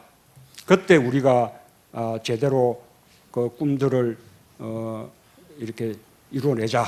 예. 그리고 그 희망을 위해서 저도 이 작년 대선에서 많은 지지를 받았지만 뜻을 이루지 못한 사람으로서 제가 2017년의 희망을 위해서 제가 할 수 있는 모든 그 노력을 다 하겠다. 뭐 그런 뜻을 말씀드린 거죠. 그 2017년에 제가 뭐 정치적으로 어떤 역할을 하겠다든지 무슨 출마를 뭐 시사했다든지 선언한다든지 뭐 그런 차원은 전혀 아니고요. 그 전에 그 선거 끝나고 그 봄쯤이었나요? 선거 끝나고 봄쯤에 문 의원님 뵌 적이 있어요. 그때 지금 고재열 기자가 가장 먼저 멘붕을 털고 움직이셨다는데 사실은 이렇게 썩 편한 마음은 아니셨었잖아요. 그때도 그 제 기억에는 사실은 그게 털어야 하는 입장이었기 때문에 그런 거지. 저한테 해주셨던 말씀 중에 기억에 남는 게 그런 말씀하셨었어요. 그 대선 끝나면 후보들이 왜들 외국에 나가는지 이젠 좀 알겠다. 문 의원님은 혹시 뭐 여행이나 이런 걸 다녀오시진 않으셨습니까? 예, 아직 뭐 못 갔었는데요. 네. 그 아까 말씀대로 일단 지난 대선에 대해서 제 나름대로 뭔가 점을 찍고 넘어가야 다시 새롭게 시작할 수 있겠다. 이제 그런 생각들을 했죠. 말하자면 이번 책은 제 나름으로는 지난 대선에 대한 하나의 점을 찍는 그런 작업이라고도 말씀드릴 수 그 있습니다. 여행 얘기 나오니까 탁재영이 눈이 반짝반짝거려요. 아니 저기 만약에 탁 PD가 한번 추천을 그러니까. 해주면 좋을 것 같아. 탁재영이 추천하는 문재인 의원의 여행지라면 어디가 있어요? 자 지금 각 나라 관광청에서 아주 예의주시하고 듣고 있습니다. 자. 아니 문 의원님께서 방문하시면은 굉장히 또 여러 가지 느끼실 수 있는 곳이 전 뉴질랜드라고 생각을 해요. 일단 네, 복지제도나 이런 면에서 여러 가지 굉장히 잘 갖춰져 있고. 자 뉴질랜드 관광청 웃고 있습니다. 그리고 그거 이외에도 네. 이렇게 멘붕에 빠졌을 땐 누가 그러는데 파리가 좋다 그러더라고요. 네. 거기가 이렇게 멘붕에 빠졌을 때 그냥 이렇게 서성거리면서 서성이며 서성거리며 이렇게 하기가 좋다고 그런 얘기를 누가 하는 걸 제가 들었습니다. 근데 아까 문 의원님이 이제 좀 그 점을 찍었다 그런 표현을 쓰셨는데 이 책의 코드가 제가 분노, 그 다음에 반전, 그 다음 마지막 하나가 고재열이 되게 밉지. 지금 최성진이 계속 손을 들었다 놨다. 아니 그게 아니라 저는 지금 안절부절하고 있는 게 고재열 저러면 또 안티 늘어나거든요. 문재인 의원님 얘기 들으러 왔는데 지금 자기 얘기를 계속 하고 있어요. 마지막 하나의 코드가 뭐냐면 중심입니다. 중심. 그러니까 그동안의 문재인은 노무현에 대해서 혹은 친노에 대해서 혹은 국민의 명령이니까 이런 식으로 우리는 문재인, 당신은 어떤 생각인데, 당신은 뭘 하겠다는 건데, 당신은 그런 이제 문재인 그 개인을 보고 싶었는데 그 동안은 그런 핑계가 많았어요. 근데 이 책을 보면은 드디어 모든 게 문재인 중심이에요. 네. 그래서 어느 부분이 있냐면 책에서 제가 가장 인상적이었던 부분은 됐다고요. 이런 대목이 뭐냐면 아니, 우리가 책을 볼 거야. 그 독후감으로 서면으로 제출해 제발 주시고요. 불필요한 네. 거 얘기하지 마. 바둑 얘기를 하셨어요. 바둑에 훈수에 대해서 얘기를 하셨는데 뭐냐면 훈수 구단이라고 바둑을 둘 때는 훈수 두는 사람이 더 잘 보는 것 같지만 바둑을 두고 난 뒤에 복귀를 할 때는 바둑을 둔 사람이 가장 잘한다. 그래서 지난 대선에 대한 평가는 누구보다도 내가 잘할 수 있다. 그런 상당히 어떤 자기 중심적으로 보일 수도 있는 이제 그런 말씀하시면서 자기 중심적으로 지난 대선을 보고 자기 중심적으로 미래를 봤다. 그게 중요한 것 같아요. 그래서 저는 이제 왜 이런 얘기를 하냐면 왜 그런 얘기를 하냐? 우리는 너무 궁금해. 네가 왜 그런 얘기를 하는지. 저는 이 자리에서 이제 실토를 하자면 사실은 저는 대선 직전까지도 문재인보다 안철수가 대통령에 더 적합하겠다라는 생각을 했었어요.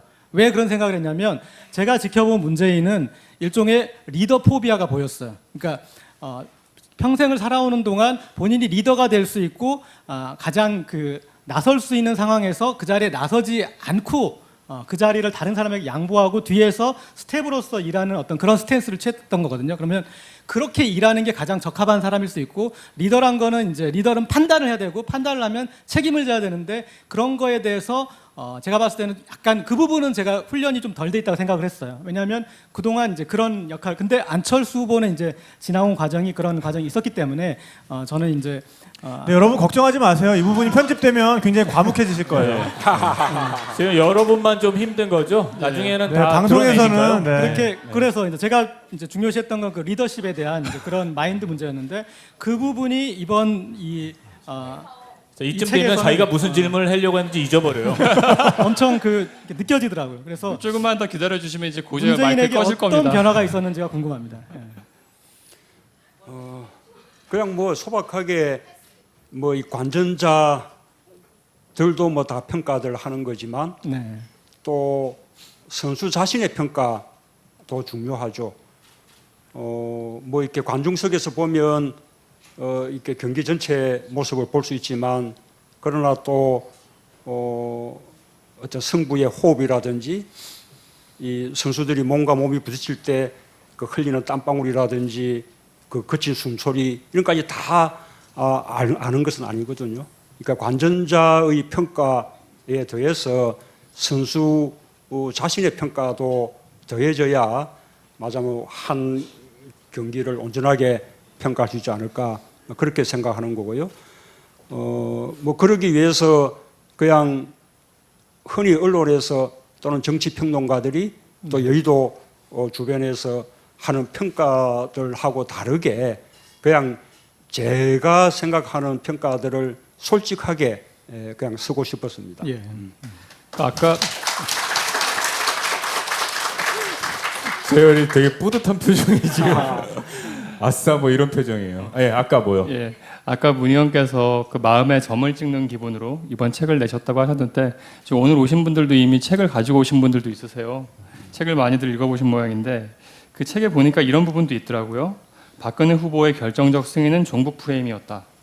종북, 아까 이제 셀프 종북 테스트에서도 문 의원께서 종북으로 나오셨는데, 그 종북몰이 등 이 지금 2013년 사실 열쇠말 가운데 하나였던 메카시즘, 공세에 대해서 가장 그 앞장서서 막아야 될 사람 가운데 한 분으로는 이제 문 의원님이 꼽히시는데, 근본적 해법은 뭐라고 보시는지요? 메카시즘 공세에 대한 근본적 해법은 뭐라고 보시는지요? 아니 저 발음이 좀 사실은- 발음이 생경하실 텐데 메카티즘 방금 이렇게 사실은 종북몰이는 정말 나쁜 프레임이죠. 터무니없는 모함이고 흑색선전이잖아요. 게다가 국민들을 딱 이렇게 편을 가르고 공존을 거부하는 그런 식의 그 프레임이거든요. 종북하고 같이 살 수 없는 거 아니에요? 그래서 지난번에 그 본회의에서 어느 또 국회의원님이 종북하지 말고 월북하라, 그렇게 되는 거죠. 그러니까 아주 서로 적대하고 정오하게 만드는 그런 식의 정말 좀 사악한 프레임이라고 생각을 합니다. 그래서 뭐 그런 프레임들을 선거에서 이기기 위해서 그렇게 뭐 구사하는 그 세력들이 참 나쁘지만, 그러나 이제 또 뒤돌아보면 그 프레임에 우리가 너무 무력한 거예요. 그게 너무 아팠습니다. 매 선거 때마다 북풍, 색깔론 늘 되풀이 되는 거 아닙니까?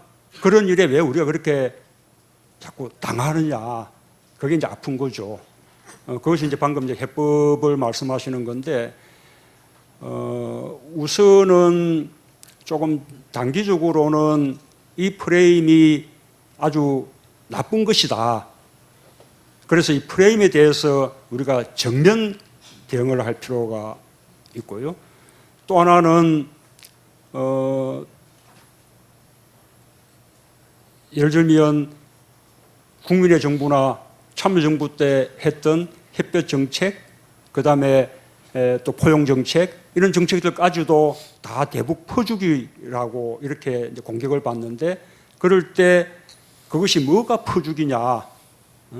그것이 오히려 최고의 안보였고 또 나아가서는 우리 경제에 있어서도 새로운 성장 동력을 찾는 일이었고 오히려 우리가 더 많은 혜택을 받게 되는 일이었고 이렇게 우리가 당당하게 우리의 어떤 노선에 대해서 주장할 수 있어야 되고요. 그다음에 이제 좀 제가 이 책에서 좀 다루었던 것은 보다 근원적으로 이렇게 생각해 보면 우리 좀 진보 진영에서 그동안 안보라든지 좀 국방이라든지 이런 쪽은 조금 상대적으로 관심을 덜 가지는 것처럼 보였던 것이 사실이거든요. 대북 어떤 화해 협력 이런 쪽에 더 많은 관심을 가지고 안보나 이런 쪽은 우리가 관심을 좀 덜 가지는 것처럼 국가라든지 애국이라든지 안보라든지 이런 담론에 조금 약했던 것이 사실입니다. 실제로 근데 우리가 안보에 대해서 관심이 없고 안보에 대해서 우리가 무능했냐 하면 그렇지 않습니다. 국민의 정부하고 참정부를 보더라도 국민의 정부는 정말 2차례 서해 해전 겪으면서도 NLL을 굳건하게 지켜냈지 않습니까? 네. 참여정부 동안에는 단 한 건도 북한하고 군사적 충돌이 없었습니다. 단 한 사람도 우리 국민들이 억울하게 희생당한 사람이 없죠. 이명박 정부에서 천안함 사건, 연평도 사건으로 그 많은 장병들, 우리 민간인들 억울하게 희생당한 거 생각해 보십시오. 최고의 안보를 한 거죠. 오히려 안보에 무능한 것은 새누리당 쪽이고 새누리당 정권 쪽이었죠. 그래서 우리가 왜 또 우리가 안보에 대해서 더 능력이 있을 수밖에 없는가 하면 우리가 공동체에 대해서 더 애정을 가지고 헌신하고 또 자기 자신을 희생하고 이런 자세에서 우리가 월등하거든요. 그렇지 않습니까? 안보 이야기 이렇게 말씀드렸다 보니까 문득 우리가 지난해 했었던 그 진짜 사나이 얘기가 진짜 생각이 찐따 나네요. 사나이. 진짜 사나이. 여기서 돌발 예. 질문, 여기 이회수 선생님한테도 드렸던 돌발 질문인데요. 혹시 문 의원님 군번 기억하시나요? 군번 말입니다. 네, 국전사 예. 군번. 네네. 예, 출신이신 걸로 알고 있는데. 예, 군번 기억합니다. 그러면 끝자리 2자리 빼고 한번 말씀해 보시겠습니까? 왜 2자리 빼야 되죠? 개인정보 차원에서 주민등록번호라고 예. 생각한 거야? 예, 5110-2423 지금도 기억하죠. 이거는 저 논산 군번이 아니고요. 창원의 39사 군번입니다. 자, 최성진 기자 군번. 아, 방이었죠. 아 방에도 군번은 있는데 기억이 안 나네요. 홍수 났네. 홍수 났어. 이거 되게 재밌는 건데. 아, 안 들으시는 분이 많으시구나. 네. 자, 아니, 뭐 이 군대 이야기가 나와서 말인데 예. 정말로 그 우리나라 어떤 보수 진영 원래 그 보수라는 그 가치가 국가나 이 공동체에 대해서 스스로 헌신하고 봉사하고 그죠? 노블리스 오블리제 뭐 이런 거죠. 그런데 우리나라의 마지막 성공한 보수들 보면 아니지 않습니까? 다 군대 할 수만 있으면 안 가고 부동산 투기를 위해서 또 좋은 학교 애 보내기 위해서 위장 저립, 그죠? 세금 제대로 안 내고 이런 반칙들 그냥 예사로 하면서 또 기회 닿으면 특권을 누리려 하고 그러지 않습니까? 그런 사람들이 안보를 더 잘할 리가 없는 것이거든요.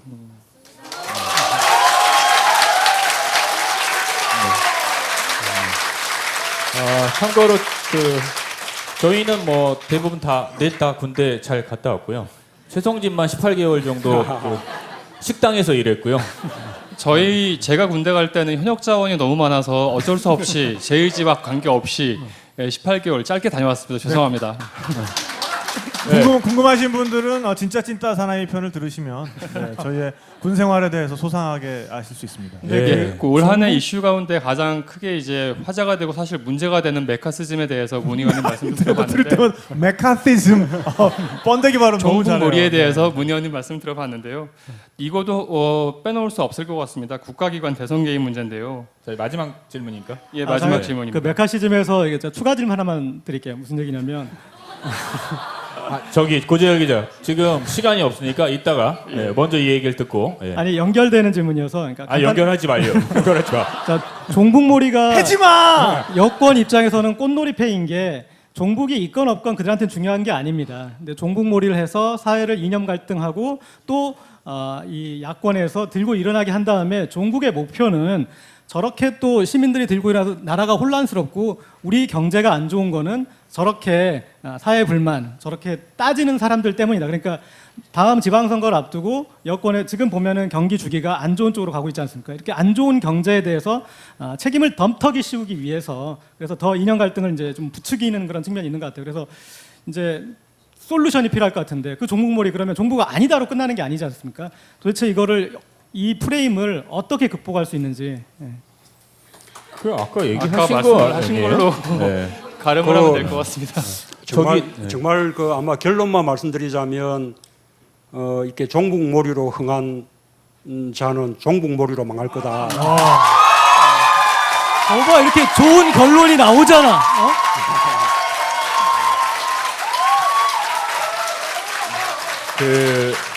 제가 아는 문재인 의원은 그게 어떤 질문이든지 정말 차근차근 되게 사려 깊고 길게 말씀하시는데 이젠 짜증이 나신 것 같아요. 결론 좋아. 자, 최성민 기자 질문 예, 받죠. 그 2부 시간이 많이 지났으니까 2부 마지막 질문 드리겠습니다. 아까 드린 질문 계속 연장해서 말씀을 드리면 많은 분들이 아까 그 단어 나오니까 한숨부터 쉬시는데 국가기관 대선 개입 문제 사실 논란이 아직도 진행 중이죠. 근데 그에 대해서 문 의원님께서 기자회견에서 이렇게 말씀을 하셨어요. 그 박근혜 대통령이 미안한 마음을 좀 가져야 한다. 근데 사실 여기 오신 분들도 그렇고 많은 국민들이 이게 지금 박근혜 대통령에게 사과 하나 받고 끝낼 일이냐라는 인식을 갖고 있는 것 같습니다. 구체적으로 이 현 정권에서 국가기관 대선 개입 문제에 대해서 어떤 책임 있는 조치를 취해야 한다고 문 의원님께서는 생각하시는지 궁금합니다. 제가 이 사과를 요구한 것은 아니고요. 그냥 지난 대선 때 민주주의가 무너진 거 아닙니까? 또 그 대선의 어떤 공정성, 정당성 그런 것이 크게 훼손됐고요. 그래서 또 많은 국민들이 분노하고 있고 그러면 그런 일에 대해서 당사자고 또 그 수혜자니까 적어도 미안한 마음 국민들에게 미안한 마음이 있어야 되는 거죠. 그런 미안한 마음만 가진다면 그때 일에 대한 어떤 진실을 규명하는 문제라든지 국정원을 계획해서 앞으로 다시는 그런 일이 생기지 않도록 대책을 세우는 일이라든지 이런 일들이 다 진정성 있게 할 수 있게 되는 거죠. 기본적으로 그런 마음을 가지지 않고 새누리당 같은 경우는 오히려 잘못한 게 없다는 식으로 오히려 더 뻔뻔스럽게 그렇게 나오는 거 아닙니까? 그러니 진실 규명도 앞으로 대책 마련도 다 진정성이 없을 수밖에 없는 거죠. 그런 미안한 마음을 가진다면 그런 미안한 마음들이 다 국민들에게 다 느껴지고 전해질 거라고 생각합니다. 저는 그러면 우리 국민들 다 그것으로 다 만족하고 저는 용서할 거라고 생각해요. 실제로 여러분들 그러신가요? 어떡하죠? 제가 봤을 때 이 말씀은요, 이 질문은 아주 좋은 질문인데 이 질문에 대한 답변은 아주 잘해야 되는 거잖아요, 그렇죠? 네. 일단은 미안한 마음을 가져야 한다라고 이해하시면 그게 정답이지 않을까. 중요한 건 2단과 3단과 4단이 있다는 거예요. 네, 그것이 뭐 문제 해결의 출발이라는 거죠. 네. 자, 원포인트 자, 그러면 최성진 기자가 진행했던 2013년에 대한 문제인 제일 중요하기도 하고 길기도 하고 중간에 고재열이 자기 자랑을 많이 하는 바람에 시간을 많이 뺏겼는데 이제는 그 마지막 3부입니다. 그 전에 브릿지 순서가 또 하나 있어요. 우리 네. 탁재영 PD가 이 자리에 참석하지 못했던 분들 그리고 이 자리에 오신 분이지만 트위터로 개인적으로 궁금했던 것들 모아가지고 왔습니다. 그거 먼저 질문을 짧게 스피디하게 네, 드리도록 하겠습니다. 제가 트위터에서 또 트위터를 사용하시는 분들께 한번 여쭤본 질문인데요. 직접 여쭤봐 달라고 부탁을 받은 질문들을 제가 한번 여쭤보도록 하겠습니다. 네, 뭐 선 굵은 것부터 가죠. 문재인 의원님께 박근혜란? 문재인 의원님께 박근혜 대통령이란? 야, 너 갑자기 약간 사실 여러분들이 들어보셔서 아시겠지만 여태까지 나눈 질문은 어떻게 보면 예상을 하실 수도 있는 질문이었는데 이건 정말로 돌발 질문입니다. 네, 네, 답변해 주십시오. 네, 이게 답변인 것 같아요. 네. 다음 질문으로 넘어가도록 하죠. 네, 리지님이 여쭤보신 건데요. 네, 정숙 씨는 건강히 잘 계신가요? 작년 대선 끝나고 의원님 못지않게 걱정되었던 분이에요. 금슬 여전하시죠? 라고 여쭤봐 주셨습니다. 예, 한동안 많이 아파했는데요. 지금 이제 다시 또 일상으로 돌아와서 잘 지내고 있습니다. 그 일상으로 돌아와서 잘 지내고 있다고 말씀하셨는데 아까 내 아내가 세상에서 가장 예쁘다고 생각한다에 X를 하셔서 기분이 좀 많이 안 좋아지셨을 것 같은데요. 네, 요거 그래서 다시 한번 편집하고요. 그 부분만 하죠. 내 아내가 세상에서 가장 예쁘다고 생각하십니까? O를 드세요. 가정의 평화를 위해서 한 번만 오. 아니 근데 그렇지만 사랑한다. 무슨 그랬죠. 근데 고집스러운 정치. 남자들 중에 이혼한 사람들은 내 아내가 세상에서 제일 예쁘다고 생각을 안 해서 이혼을 한 건가? 네, 다음 질문. 네, 됐고요. 네. 다음 질문하도록. 저는 오늘 이 자리를 만들면서 문재인 의원님이 힘드실까봐 걱정을 했는데 제가 이렇게 힘들게 될 줄은 몰랐어요. 네. 네, 헬렌 키님께서 여쭤보신 질문인데 천주교 신자이신데 세례명은 어떻게 되십니까? 디모테오라고 합니다. 디모테오. 네. 근데 같은 그 천주교 신자이신 박율리아나님께서 그 신부님들께 보이는 지금의 행보에 대해서 어떻게 생각하십니까? 라는 질문인데 참고로 박율리아나님은 지금 현재 대통령이신 분이십니다. 네. 천주교 신부님들의 시국미사나 이런 거와 관련해 멘트해 주시면 될 것 같아요. 예, 박 신부님의 이제 발언이 이 미사의 강론이었거든요. 이 강론은 천주교에서는 좀 신성하게 생각하는 하나의 미사 의식 중에 가장 중요한 부분이죠. 물론 강론이라 하더라도 그 내용에 대해서 적절하다, 적절하지 못하다, 옳다 그러다 그런 식의 논란은 있을 수 있겠습니다. 그러나 그것에 대해서 묵과하지 않겠다. 그러고 또 국가보안법 위반으로 수사하겠다. 그것은 참 정말 좀 부끄러운 거죠. 어떤 정말 국가의 어떤 품격 문제가 아닐까 그렇게 생각을 합니다. 네. 고재열 기자가 그거 잠깐 한번 정리해주고 가실래요? 짧게 종박교와 기천불에 대해서 우리 왜 한번 했었잖아요. 네. 그거 저기 준비한 우리 최 작가님이 하시죠. 기천불이란 기독교, 천주교, 불교 이 3대 종교를 말하는 거고요. 종박교는 저희가 지난주에 다뤘던 최고 탁탁이라고 혹시 팟캐스트 들어보셨어요? 최고 탁탁이라는 이름이 아니 지금 여기 정신 차려. 죄송합니다. 예, 네 분이 하신다는 거 알고 있습니다. 예. 다른 주제였는데 종박교란 박근혜 대통령과 그를 둘러싼 분들이 이 정권을 이끌고 있는 현 정권의 통치 이념이다, 통치 이데올로기다. 저희는 이렇게 정리를 했었습니다. 네. 동의하시나요? 예, 동의합니다. 예. 네, 계속해서 진우 궁디팡팡 F4 포레버라는 분께서 보내주신 질문인데 차기 대권 도전보다 선행되어야 될 행동은 무엇이라 생각을 하십니까? 제가 그 책에서 지난번 대선 좀 되돌아보고 그러면서 우리가 또 앞으로 2017년의 희망을 위해서 해야 될 과제들도 많이 제시를 했는데요. 이제는 이제 그 과제들을 실천하는 일들이 남았죠. 물론 저 혼자 할 수 있는 것은 아닙니다. 뭐 제가 바라기로는 제가 책에서 제시했던 여러 가지 내용들이 보다 많은 시민들로부터 공감을 얻었으면 좋겠고 또 함께 그 부분을 실천해 나가자 이렇게 좀 마음들이 모아졌으면 더 좋겠습니다. 그것은 2017년의 희망을 위해서 우리가 반드시 거쳐야 될 그런 과정이고 또 과제라고 그렇게 생각을 합니다. 네.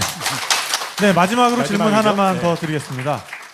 네, 노라 1879님께서 주신 질문인데요. 우리나라도 정치가 깨끗한 나라가 될 수 있다는 희망의 메시지 부탁드립니다.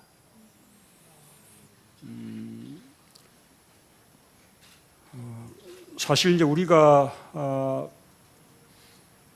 그 아주 그 역사 발전이 참 그 더디고 뭐 10년 전이나 지금이나 뭐 변함이 없는 것 같고 뭐 그렇게 이제 절망스럽게 생각할 때가 많이 있습니다만 그래도 뒤돌아보면 우리가 산업화에서 정말 아주 빠른 속도로 우리가 성공을 했듯이 그 민주화도 마찬가지로 굉장히 빠른 시일 내에 우리가 그 정말 세계적인 수준까지 이렇게 발전을 해냈거든요. 선거만 해도 우리가 2002년 대선 이전만 해도 맞으면 대선 자금 그러면 그 재벌들로부터 받는 그 맞으면 부정한 자금들 심지어 뭐 차떼기 뭐 그렇게 하지 않았습니까? 심지어 노무현 대통령조차도 거기서 자유롭지 못했었고요. 그런데 우리 지난 선거 때 보면 이제는 대선 자금도 그냥 시민 펀드를 통해서 정말 그 시민들의 힘으로 그렇게 조달하고 사용하고 그래서 적어도 돈 문제에 있어서는 깨끗한 선거가 이루어졌죠. 여전히 우리에게 남은 과제는 이런 아직까지 흑색 선전들, 그 다음에 또 국가기관들의 또 이렇게 선거 개입 관건들, 이런 그것이 아직 남아 있는데 우리가 지난 대선 때 우리가 그것을 꺾었기 때문에 그리고 다 함께 국민들이 또 그에 대해서 이렇게 분노를 하고 있고 해결해야 된다. 다시는 그러지 않을 수 있도록 어떤 대책을 마련해야 된다. 국정을 계획해야 된다라고 뜻들이 모이고 있기 때문에 그 지난 대선에 대한 반성으로부터 그것만 제대로 이렇게 해내면 이제는 그런 부분에서도 깨끗한 선거 치를 수 있다고 생각을 합니다.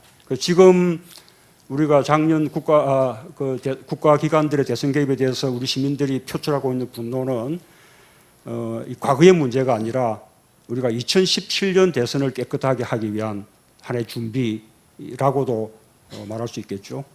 예. 자, 이제 마지막 2014년 그 이후죠. 우리에게 2014년 그리고 그 이후의 날들에 대한 질문들이 좀 남아 있는데요. 상당히 불안하긴 하지만 일단 어쨌든 고재열에게 먼저. 자, 3부까지 왔네요.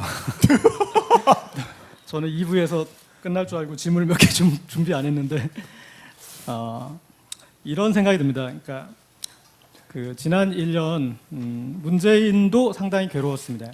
그 중에 NLL 문제와 그리고 지금 친노와 비노의 어떤 뭐 갈등에 대한 뭐 그런 부분 거는 이제 당 내에서 괴로웠다면 지지자들을 지켜보면서 괴로웠던 지점은 이런 지점인 것 같아요. 뭐냐면 그리고 또 이것은 문재인이 앞으로 나가기 위해서 문재인이 풀어줘야 될 문제인데 제가 문재인 의원이 대선 이후에 아까 활발히 활동을 하셨다고 말씀하셨는데 활발히 활동을 하시다가 칩거에 들어간 한 50일 정도의 시기가 있었습니다.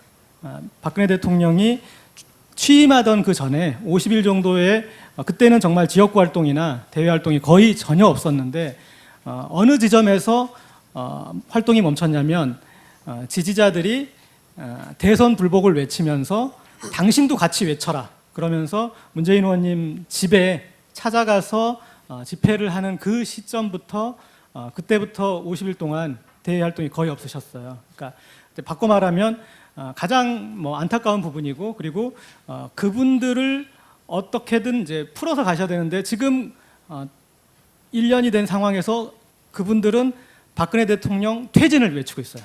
그러니까 그분들은 스스로의 혀를 풀기 위해서 지금 이제 그 퇴진이라는 그 카드를 이제 이미 내밀어 버렸는데 그래서 이렇게 가고 있는데 이후 행보를 할 때 문재인 의원님은 그들의 막힌 혀를 어떤 식으로든 풀어야 되고 그들에 대해서 어떤 식으로든 설명할 카드가 있어야 되는 것 같고 그리고 책에 좀 그 단초도 보이던데 이 자리에서 그분들 정말 누구보다 더 열정적으로 지지했고 그러나 아직까지 그들의 시계가 2012년 12월 19일에 머물러 있는 그분들에게 문재인 의원님이 지금 뚫어주는 그런 말씀을 한번 좀 해주셨으면 합니다. 저는 정말 이 박근혜 정부가 잘 하기를 그렇게 진심으로 바랬습니다. 그게 함께 경쟁했던 제 입장에서 볼 때 이 박근혜 정부가 잘 해야 그게 저도 사는 길이라고 그렇게 생각을 했습니다. 박근혜 정부가 잘 못하면 못할수록 저는 점점 더 죄책감을 많이 느껴야 되는 그런 입장이지 않습니까? 그리고 또 함께 경쟁했던 사람으로서 국정이 잘 되기를 바라는 게 하나의 도리기도 하고요. 그래서 최대한 협조도 하고 싶었습니다. 가장 큰 협조라는 게 선거 기간 동안 이렇게 만약 분열됐던 국민들을 다시 통합해서 다시 함께 하나가 되게 하는 것. 이것은 제가 앞장서서 그렇게 함께 노력해야 될 그런 부분이라고 생각을 하고요. 그래서 적어도 한 1년 동안은 가급적 새 정부를 비판하지 않고 또 이렇게 시간을 좀 들이고 그러려고 지금까지 해왔습니다. 그런데 이제 국민 통합을 위해서 이 패자가 협조하는 것도 말하자면 승자 쪽에서 거기에 상응하는 태도를 보여주자만 가능한 거 아니에요? 지난 대선에 있었던 여러 가지 불공정했던 문제들, 이런 문제들은 사실은 새 정부가 가급적 빨리 좀 털고 넘어가야 될 문제죠. 그래야만 또 국민 통합도 가능한 건데 실제로 거의 가능했어요. 아까 말씀드린 대로 미안한 마음만 가진다면 저는 그러면 얼마든지 쉽게 풀 수 있는 문제라고 그렇게 생각을 합니다. 그런데 반대로 갔죠. 오히려 아니라고 부인하고 상관없는 일이라고 그러고 진실 규명을 가로막고 드러난 일들조차도 정당한 대북 심리전이라면서 사법 처리 결과를 재판 결과를 봐야 된다 이런 식으로 지금까지 점점점 가볍게 쉽게 해결할 수 있는 문제가 점점 커지고 있는 거죠. 네. 지난 대선 때 있었던 불공정한 문제들은 지난 정부의 잘못인데 이제는 그것이 점점점 현 정부의 잘못으로 그렇게 이제 바뀌고 있는 거죠. 저는 지금도 그렇게 촉구를 하고 싶습니다. 지금이라도 이렇게 박근혜 정부가 그 문제에 대해서 좀 진정성 가지고 성의 있게 그렇게 해결해 나간다면 그러면 뭐 민주당도 당연히 협조할 거고 저도 협조할 수 있습니다. 저는 아마 우리 국민들도 받아들일 것이라고 저는 진심으로 생각을 해요. 만약에 그럼에도 불구하고 여전히 사회가 혼란스럽다면 저희가 앞장서서 오히려 설득할 수도 있죠. 네. 설득에는 여러 가지 방법이 있는 거죠, 의원님. 근데 근데 문재인 만약에 의원님이 박근혜 정부 혹은 여당에서 그런 그 문 의원님 바람과 달리 끝까지 아까 말씀하신 두 가지 가운데 진실규명 그리고 재발방지 대책 그 내놓지 않고 해를 넘기고 또 내년까지 이어진다면은 그때는 또 어떻게 대응을 해 나가실 계획인지요? 그 작년 대선 때 있었던 그 국가기관들의 그 대선 개입 문제, 그 진실을 규명하는 일, 그리고 그런 일이 이렇게 다시는 되풀이되지 않도록 엄중히 문책하고 그다음에 국정원을 개혁하는 일들은 우리가 결코 포기할 수 없는 거죠.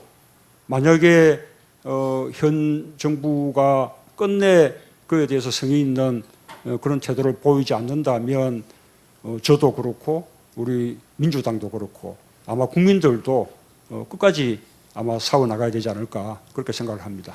단일화를 앞두고 토론을 하는 모습을 보면서 대통령이 되기에 누가 더 준비가 돼 있느냐 그리고 그 부분에서 압도적이었던 차이가 보였어요. 그러니까 안철수 의원에게 이제 학습 능력이 뛰어나다고 그러는데 아무리 학습 능력이 뛰어난 사람도 이 대통령이 되기 위해서 사회를 통합적 그리고 이 총체적으로 바라보는 데까지는 한계가 있구나. 그래서 비교를 하자면 문재인 의원님이 이제 그 대통령에게 학과장이라면 안철수 의원은 좀 똑똑한 석사과정 정도? 예. 그리고 나중에 대통령은 특례 입학이 된 학부생이 됐는데 자, 그때 뭐 토론할 때도 보니까 이 박근혜 대통령한테 많이 가르치셨잖아요. 근데 제가 이제 말씀드리고 싶은 게 어떤 거냐면 2017년에는 많은 가능성이 있습니다. 문재인 의원님도 가능성이 열려 있고 안철수 의원도 있고 그런데 대선까지 그 과정을 보시면서 가장 학습이 많이 되어 있었던 사람의 입장에서 대통령이 되는데 많은 그런 학습이 필요한데 자 2017년을 바라보면서 지금 우리 정치인들 그들한테 어느 정도 대통령이 되기 위한 학습이 되어 있다고 보시는지 뭐 특정인을 평가해 주시면 훨씬 좋고 그렇지 않더라도 전반적인 평가 왜냐하면 본인이 그 되기 위해서 학습을 해보셨으니까 그리고 나는 얼만큼 준비가 되어 있더라 그럼 좀 또 반성도 있으실 것 같고요. 그러니까 대통령이 되기 위해서 어떤 준비를 해야 하는가 뭐 이런 얘기를 물어보시는 거죠? 다 앞에 쓸데없는 알아들으셨어. 얘기고. 네.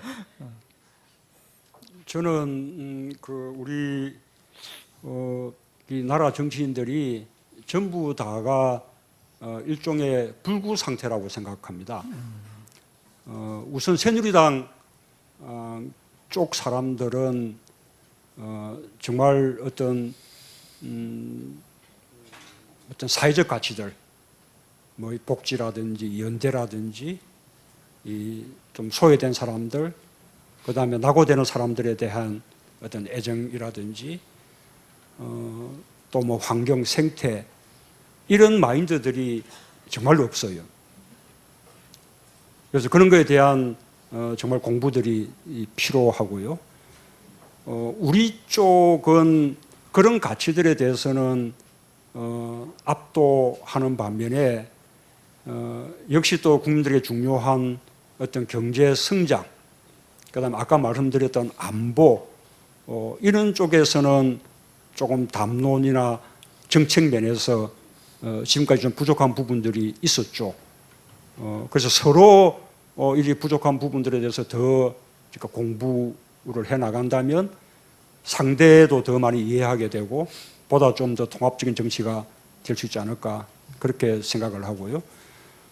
저도 그 방금 말씀드린 대로 우리 안보라든지 국가라든지 그다음에 경제 성장 뭐 이런 부분에 대해서 보다 많은 학습을 하려고 합니다.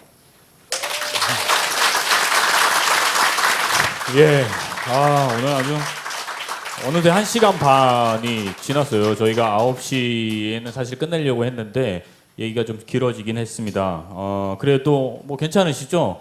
왜냐하면 이런 말씀을 다른 데서 이렇게 들을 기회나 자리가 별로 없고 다른 방송이나 인터뷰나 뭐 이런 것들 출연하시겠지만 거기서는 이렇게 길게 이야기 못 하니까 그래서 오늘 좀 1시간 넘게 이야기를 나눴고요.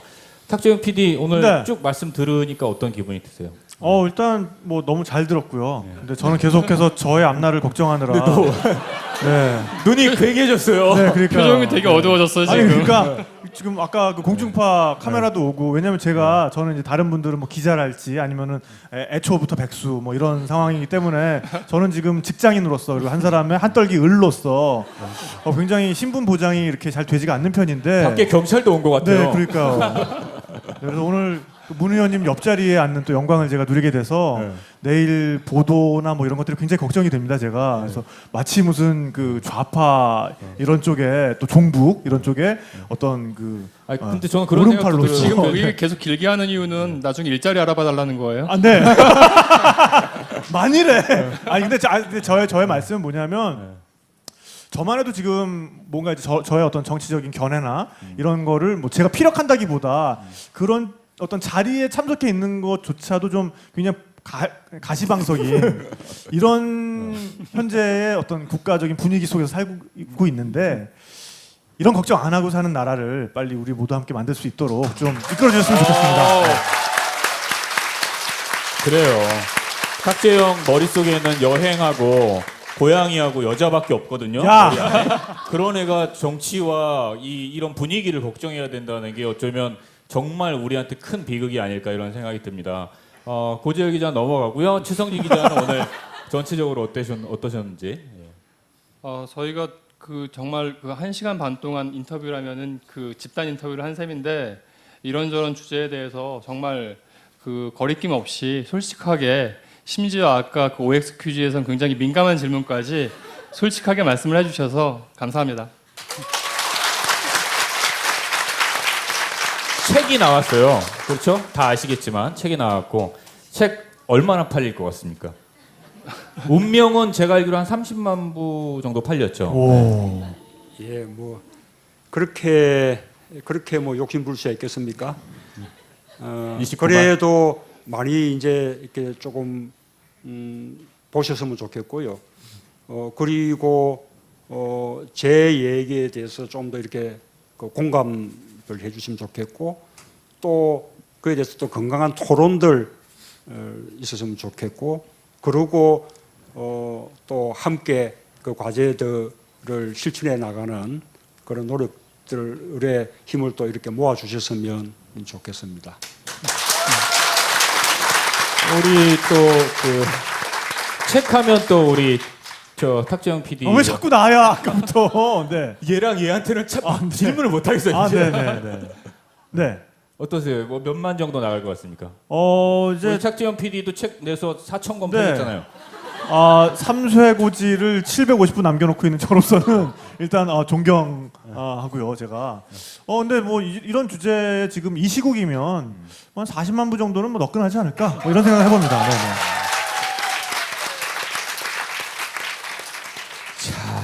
뭐 안 물어볼 순 없고 짧게 네 설명하지 마고요.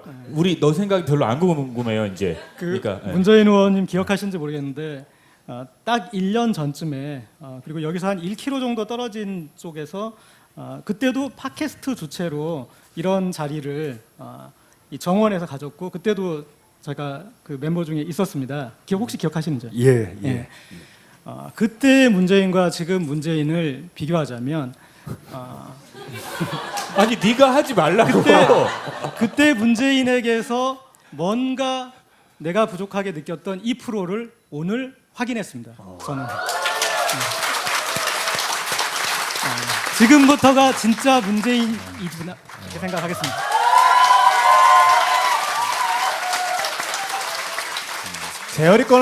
재열이 건 편집만 잘하면 살릴 수 있겠다. 몇 개는 살릴 수 있어요. 그러니까. 그러니까 뭐 제가부터 뒷부분 다 날리고 확인했습니다. 이렇게 하면 제가 설명드리자면 하고 시작이 돼요. 그 뒷부분은 싹 드러내면 될 것 같아요. 네, 과묵함의 비밀은 이런 거였습니다. 문재인 의원님께서는 오늘 어떠셨는지 총평. 오늘 이 자리요. 예, 아유 하여튼 아까 말씀드린 대로 정말 좀 가슴 설레는 그런 자리였고요. 또 뭐 정말 좀 드리고 싶은 말씀들 많은데 아쉽습니다. 그러면 더 할까요?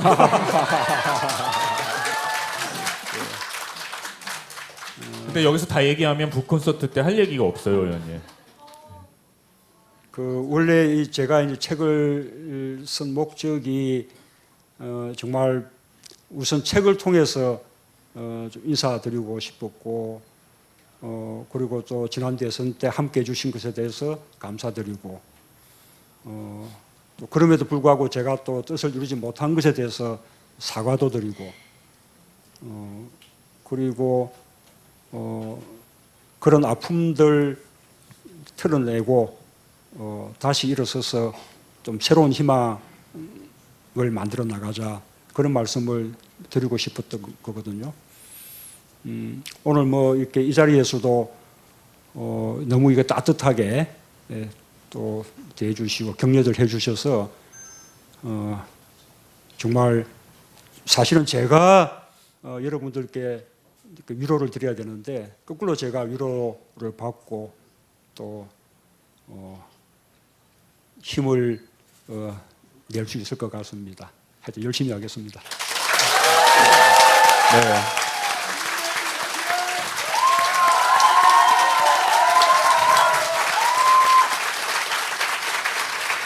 네, 오늘 그 문재인 의원과 함께했던 응답하라 문재인 어째 응답을 잘 받으셨나요? 네. 좋습니다. 다들 한마디씩 했기 때문에 저도 한마디 하자면 제가 요즘 문재인 의원님 이렇게 뵈면서 느끼는 것은 한마디로 정리하면 노무현의 문재인에서 문재인의 문재인이 되어가고 있는 그런 모습을 보고 있습니다. 지지자의 하나로서 저는 뭐 커밍아웃 했으니까 예전부터 언제나 저 뒤쪽에 어디라도 꼭 같이 있도록 하겠습니다. 자, 최고 탁탁 응답하라 문재인 편 1시간 반 가까이 여러분과 함께 했고요. 오늘 이 자리가 끝나도 여러분과 함께 12월 14일 코엑스 오디토리움에서 문재인 의원의 북콘서트가 열립니다. 많은 신청 바라고요. 이미 사실은 근데 다 신청을 하셨더라고요. 되게 재미있는 제 연출안에는 문재인 의원님 아직 통보를 못 받으셨겠지만 노래도 있습니다. 그냥 제 계획입니다. 제 계획.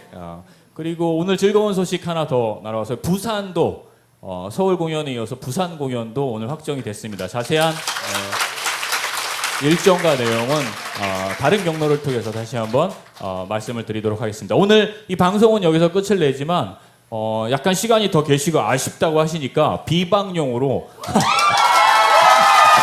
못 가시게 잡고 이야기를 좀 더 나눠도 좋을 것 같다라는 생각이 듭니다. 오늘 함께해 주신 여러분 감사하고요. 잠깐 끝나기 네. 전에 광고 한 가지만 하겠습니다. 최고 탁탁 내부 광고인데요. 저희가 팬카페 아니라 소통 카페를 네이버에 만들어놨습니다. 베스트 PC팜이라고 최고 탁탁 양어장 거기를 통해서 이제 소통을 하려고 그러는데 지금 아무도 안 들어오셔가지고 저 혼자 놀고 있는데. 고재열이 혼자 카페를 만들었어요. 뭐 이렇게 너무 신경 안 쓰셔도 됩니다. 오늘 함께해 주셔서 감사합니다. 많이들 문희 들어오세요. 의원님께도 뜨거운 박수 부탁드립니다. 예.